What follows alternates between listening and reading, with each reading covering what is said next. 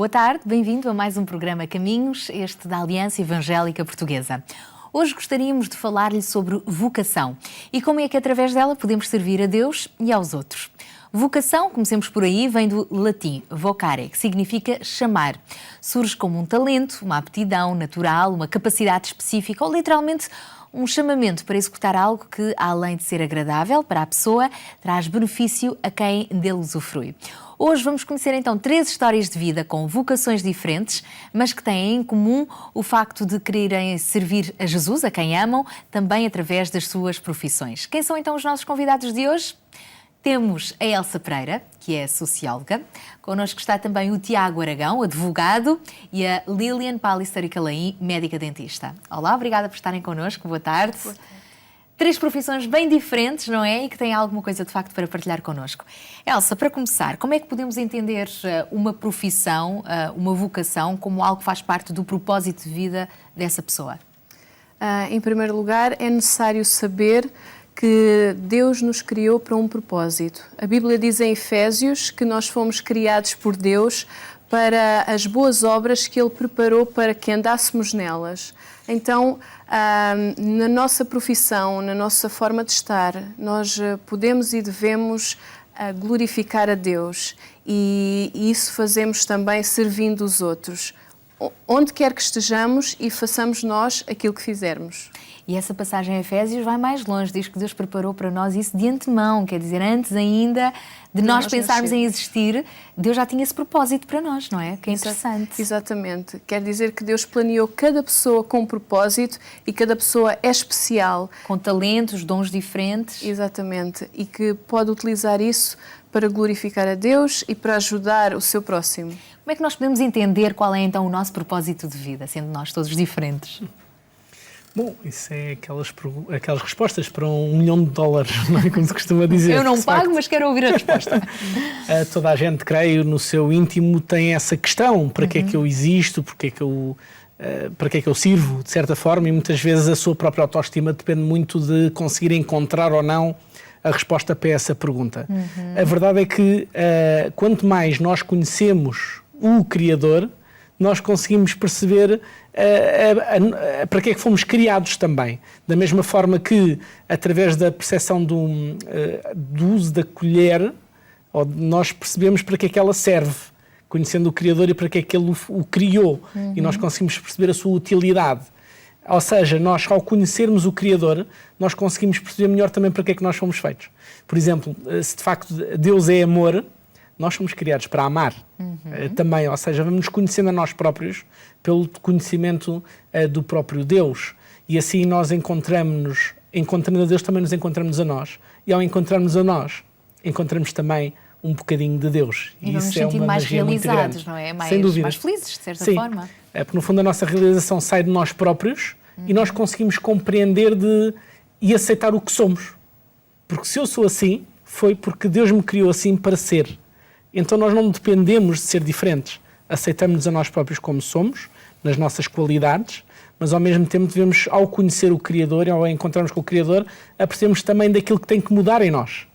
E ao percebermos o que tem que mudar, conseguimos viver melhor o propósito que Deus tem para nós. Mudando o que está mal, cumprindo o de propósito. Tal como um escultor lapida, não é, uma pedra, para transformar uma rocha que não serve para nada numa coisa preciosa, numa escultura, é assim que nós podemos compreender também essa vivência com Deus. É assim que Deus nos vai esculpindo, trabalhando na nossa vida. Lilian, como é que podemos também fazer do nosso local de trabalho, nem que seja como médica dentista, não é? É quase como os professores de matemática. Há muita gente que não gosta de ir ao dentista, não é? Com todo o respeito pelos professores de matemática. Como é que podemos fazer do nosso local de trabalho também um campo de missão? Ora, o nosso local de trabalho, queiramos ou não, é o sítio onde nós passamos mais tempo. E lá temos também a oportunidade de conviver com muitas pessoas diferentes e que ainda não conhecem a Deus. A maneira como nós tratamos o outro, o cuidado, a preocupação, vai espelhar o cuidado que Jesus também tem por nós e a preocupação que Ele tem connosco. Jesus deixou-nos um exemplo em Mateus 5,13 que diz para sermos o sal da terra. Nós, no nosso local de trabalho, podemos trabalhar como... Ao não nos preocuparmos só connosco próprios e com os interesses materiais, preocupamos-nos também em resolver as injustiças que existem no mundo, tentar haver um equilíbrio e ajudar a que a sociedade seja mais justa através do nosso trabalho. Falando um pouco também da tua experiência, começando pelo princípio, tu desde pequena que vais à igreja, não é? Já nasceste no lar cristão. Como é que descobriste que afinal o teu propósito de vida passava também por seres médica dentista? Eu desde muito nova, desde que me lembro que eu sempre quis ser médica, pronto, trabalhar na área médica, ajudar a aliviar o sofrimento dos outros.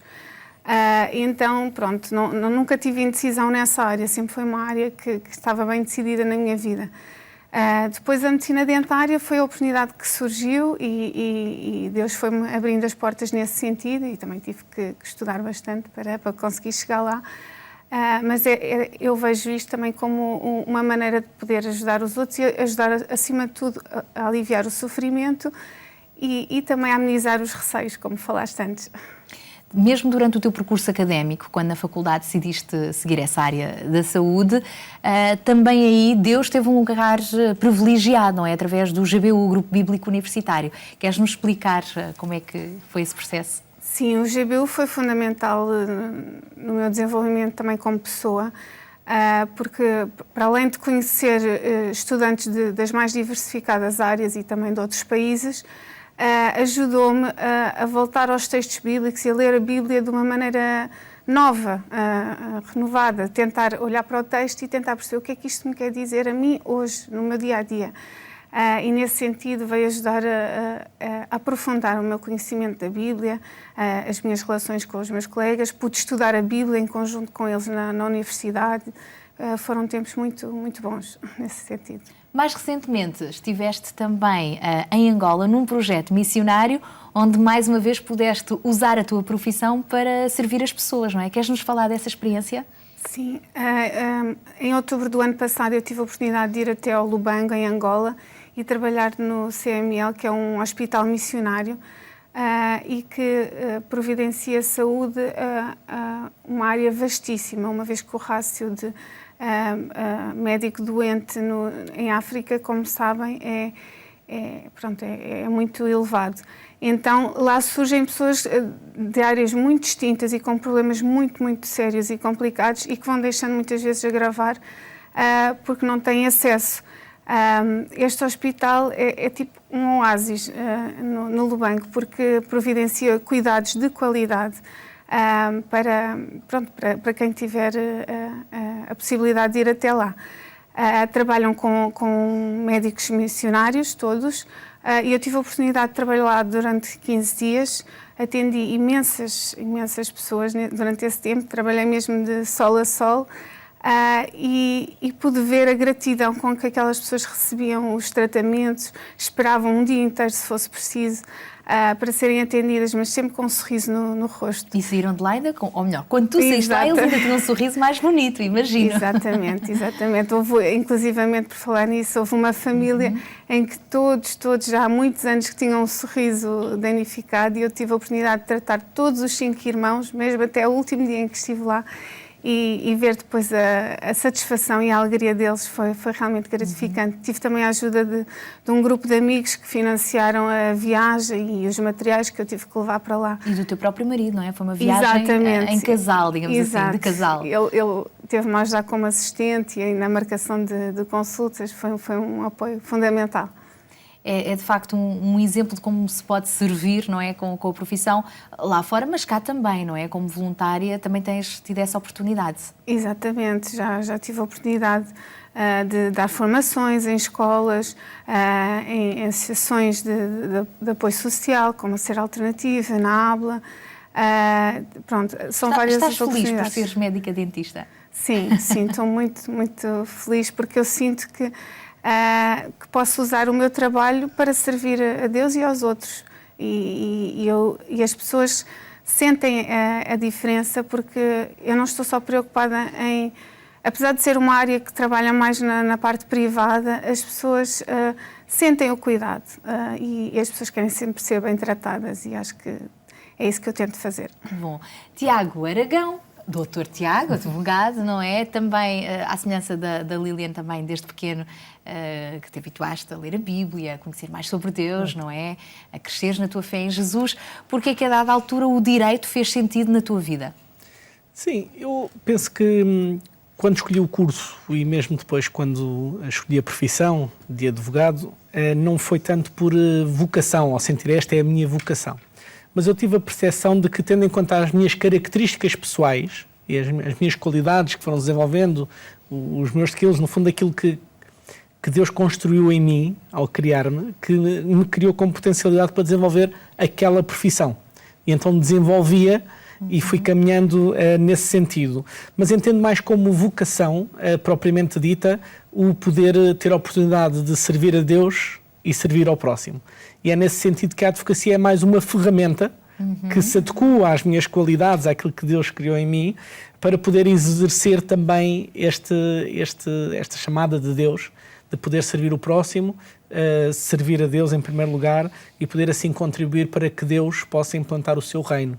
No fundo, passar a mensagem de que Cristo, a revolução que Cristo fundou há 2000 anos, não é? Perpetua-se, continua e pode revolucionar qualquer profissão que seja, pode revolucionar qualquer vida que seja, pode revolucionar a vida familiar e podemos construir realmente uma sociedade melhor.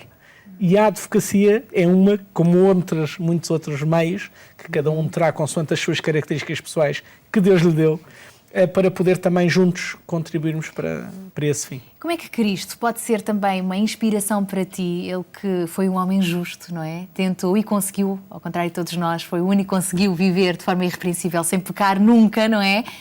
Sendo Deus também um Deus justo, como é que serve de inspiração para a tua prática na advocacia? Certo. Permita contar uma pequena história. Eu recentemente, no dia do pai, fui à escola da minha filha e tive a oportunidade então de falar um pouco sobre justiça. Levei a minha toga de advogado e pude explicar às crianças de 7 anos. E explicar às crianças de 7 anos o que era a justiça, começando por exemplificar o símbolo da balança, do equilíbrio necessário na composição das dificuldades ou dos litígios que possa haver entre as partes, de forma a tentar alcançar a justa composição do litígio, que é uma expressão muito jurídica, mas que transmite precisamente esse símbolo do equilíbrio da balança.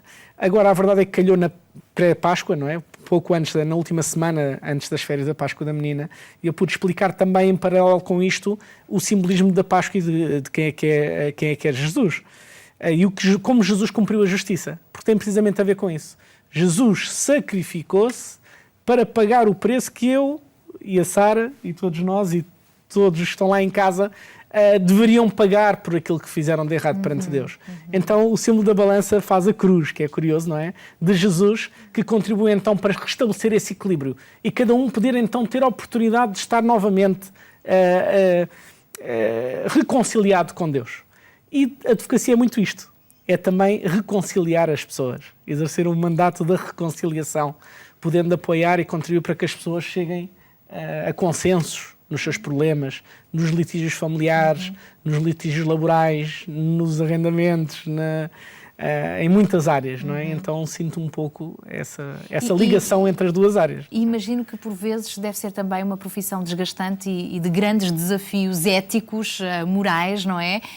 Como é que a tua espiritualidade, o teu relacionamento com Deus, a tua vida de oração te ajuda realmente a manter a integridade e a tentar ser o mais correto possível no exercício da tua profissão?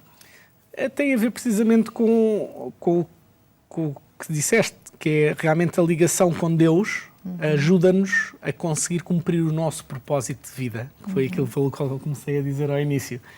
Porque quando nós nos afastamos de Deus e perdemos o rumo de para que é que fomos feitos, facilmente ficamos perdidos.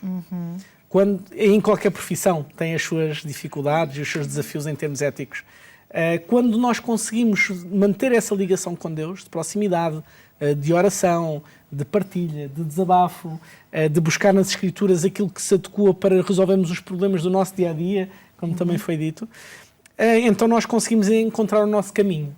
e o nosso caminho é o cumprimento do nosso propósito de vida, porque afastado deles podemos procurar por muito lado que não vamos encontrar. E é sempre boa a vontade de Deus para as nossas vidas, Ele sempre tem bons planos, não é? Bons propósitos para a nossa vida. Antes ainda de conversarmos com a Elsa, é interessante também pensar um bocadinho no teu plano familiar, não é? És casado, tens três filhotes, não é? Como família também, como é que vocês se propõem? Ainda assim, tens tempo como família também para servirem a Deus, nomeadamente na igreja local? Certo. Nós, como pensamos que é aquilo que Deus pede a cada cristão, vivemos a vida para cumprir os propósitos de Deus e poder seguir então e encontrar esse caminho. E como família é a mesma coisa. A família existe para esse mesmo fim. E é isso que sinto. Como família e como casal, em particular, eu com a minha esposa, ajudamos-nos um ao outro a podermos ser aquilo que Deus pretende que cada um seja. Trabalho de equipa. Em equipa, exatamente, buscando o melhor que cada um tem para contribuir para o casal, em conjunto sermos mais fortes do que o indivíduo, para conseguirmos então cuidar da família, zelar pelos bons valores na família e juntos conseguirmos também ser sal e luz, ser exemplo na nossa comunidade, servir o próximo. Passar esse legado para os vossos filhos também, que é tão importante. Claro. Elsa, por que seguir Sociologia? O meu gosto pela Sociologia começou no ensino secundário, quando eu comecei a olhar as comunidades, as cidades e os territórios sob o ponto de vista de encontrar necessidades, aquilo que se chama o diagnóstico, poder planear e executar ações e estratégias para colmatar essas necessidades e depois avaliar e perceber as mudanças que essas ações trouxeram à vida das pessoas. No fundo, o processo de planeamento. Fascinou-me o processo de planeamento e, por isso, o meu curso de Sociologia teve uma grande componente de planeamento. Nessa altura já eras crente também? Sim. E como é que tu percebeste que era da vontade de Deus, realmente, que seguisse essa área? No fundo, foram portas que se foram abrindo. Mas tu preocupaste com isso, tentar perceber, Deus, olha, o que é que tu queres fazer com a minha vida? Exatamente. Em oração e também lendo a Bíblia e sempre procurando saber aquilo que me realizava, mas também que pudesse contribuir, no fundo, para as comunidades e para a cidade, para o território onde estava incluída. O meu olhar tornou-se assim mais global e perceber como é que eu posso contribuir para este projeto, para esta ação e é interessante que desde sempre Deus colocou no meu caminho instituições de solidariedade, onde fiz voluntariado, que conheci bem próximo de onde residia, próximo da igreja onde assistia e com essa visão e com essa experiência também tão perto de mim, começaram a abrir-se portas também na área da ação social. Atualmente, em termos práticos, como é que então exerces essa tua profissão de socióloga? Posso utilizar alguns conhecimentos académicos, por exemplo, a fazer diagnóstico de necessidades, contribuindo para planear ações, para projetos que, no fundo, servem para melhorar a qualidade de vida de crianças, de famílias, de séniores, de pessoas carenciadas e sempre que nós trabalhamos para melhorar a qualidade de vida de uma forma com excelência, nós estamos a mostrar a bondade de Deus e, no fundo, é isso que Deus pretende dos seus seguidores, que nós possamos mostrar um bocadinho da sua luz, do seu cuidado para com as pessoas. De forma é que Cristo tem sido também um exemplo para ti como o maior sociólogo de todos os tempos? Deus, Cristo, Filho de Deus, Ele conhecia as pessoas no seu interior. Não precisava de fazer estudos ou diagnósticos porque Ele conhecia tudo e sabia as necessidades mais profundas de cada pessoa, as necessidades mais profundas de cada comunidade e ele falava com sabedoria e também com exatidão, tocando no coração das pessoas e sabendo aquilo que elas precisavam de mudar para se tornar livres, no fundo. E por isso Jesus apelou a cada pessoa que se arrependesse, que reativasse a sua relação com Deus, que vivesse em paz com Deus e em paz consigo próprio e em paz com os outros. No fundo, Jesus veio falar disto mesmo, de paz com Deus, paz connosco próprios e paz com os outros. E fazendo isto, falando desta maneira, Jesus não só falou, mas Jesus curou pessoas que estavam doentes. Jesus trouxe alimento a pessoas que não tinham alimento. Jesus prestava atenção aos mais desfavorecidos, aos mais desprotegidos, àqueles que eram um bocadinho esquecidos e colocados de lado na sociedade da altura, como, por exemplo, as mulheres, as crianças, os doentes. E na minha atividade nós prestamos não só, mas também muita atenção a essas pessoas que estão mais desprotegidas e no fundo tentamos planear ações e medidas que os incluam, que os façam sentir parte da cidade, da comunidade onde pertencem, porque uma pessoa sentindo-se parte é meio caminho para poder integrar-se, para ter um objetivo, para alcançar, ir mais além, tentar trabalhar, tentar estudar, fazer parte, sentir-se parte integrante de uma comunidade. E esse sentido de pertença foi o que Jesus trouxe. E quando Jesus deixou a missão de nós irmos e fazermos discípulos e criar, no fundo, a sua igreja, a igreja é um lugar onde todos fazem parte. E nas nossas profissões, naquilo que fizemos, se podemos mostrar esse cuidado de que todos podem fazer parte da comunidade, do local de trabalho, para que todos podem dar um contributo com aquilo que são, com aquilo que fazem. Exatamente, com os seus talentos, como Deus os criou, como já ouvimos hoje. Acaba por ser encorajador, não é? A pessoa sente-se útil, sente-se válida, não é? Exatamente. Mas estamos mesmo a terminar. Há um problema. Vocês, graças a Deus, aqui todos estão satisfeitos com o que fazem. Eu também dou graças a Deus por esta oportunidade na área da comunicação. Aí está, outra profissão diferente, com o mesmo propósito. Mas quem não está satisfeito com aquilo que faz? Há muita gente que trabalha em locais que não gosta, não é? Que tem uma profissão que não lhe dá agrado nenhum. Como é que ainda assim pode sentir-se útil, pode tirar prazer do que faz no sentido de poder servir aos outros? Eu diria que podemos pensar em várias opções. O primeiro passo, contudo, é não desistir e não desanimar. Pelo facto de estar num local onde trabalha, onde não gosta tanto das tarefas que desempenha. E eu quero lembrar aqui o exemplo de José, na Bíblia, por exemplo. Ele foi levado como escravo, e ele começou por governar uma casa e Deus estava com ele naquilo que fazia. Se calhar não era um trabalho muito agradável, tratar do aprovisionamento da casa, tratar se calhar de tarefas mais rotineiras e mais práticas, mas ele fazia isso com excelência, de tal forma que era visto que Deus estava com ele. E o passo seguinte foi que ele foi colocado a gerir uma prisão. Foi o segundo passo da sua caminhada. E ele não gostava de estar na prisão, não é? Com certeza. É óbvio, não gostava de estar preso. E, no fundo, conseguiu, com a ajuda de Deus, fazer o melhor naquele lugar, tanto que as pessoas que chefiavam aquele lugar viram que ele tinha alguma coisa diferente. E ele conseguiu, mesmo assim, agir em excelência. E isso é muito encorajador. E, finalmente, ele foi colocado sobre o governo de uma nação. E muitas vezes o nosso percurso na carreira profissional não é logo encontrar o propósito ou aquele lugar onde nos sentimos o mais realizado possível, mas Deus prepara-nos ao longo de uma caminhada. Deus também vai nos preparando para a tarefa que vem a seguir e nós temos de acreditar, porque a palavra de Deus assim o diz, que o melhor ainda está por vir.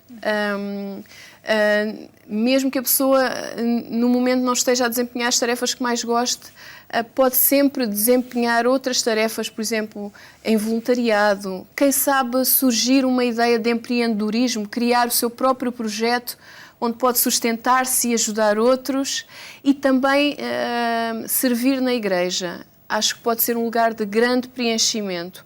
A igreja é o lugar do Pai, onde eu acredito que há lugar para todos e onde todos se devem sentir realizados e colocar em prática os seus dons e os seus talentos. Muito obrigada aos três por terem estado aqui à conversa connosco. De facto, terminámos da melhor maneira com esta palavra de encorajamento. Deus vos abençoe.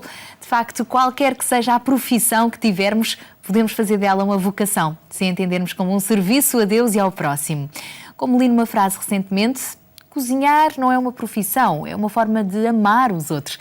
Assim queremos desafiá-lo também a si, para que faça o mesmo com a sua profissão. Torne os outros à sua volta mais felizes e verá que essa alegria transbordará também para si. Como Jesus nos ensina, ama o teu próximo, como a ti mesmo, e também dai e ser-vos-á dado. Então vamos dar o melhor de nós em tudo o que somos e em tudo o que fizermos nos nossos relacionamentos, onde quer que estejamos. Antes de terminar, queremos ainda convidá-lo a estar connosco na Igreja Evangélica mais próxima. Será muito bem-vindo. Visite também o nosso site e a nossa página no Facebook. Ficamos ao seu dispor para o que precisar e voltamos ainda a estar consigo aqui na próxima terça-feira para mais um programa Luz das Nações. Até lá, se Deus quiser.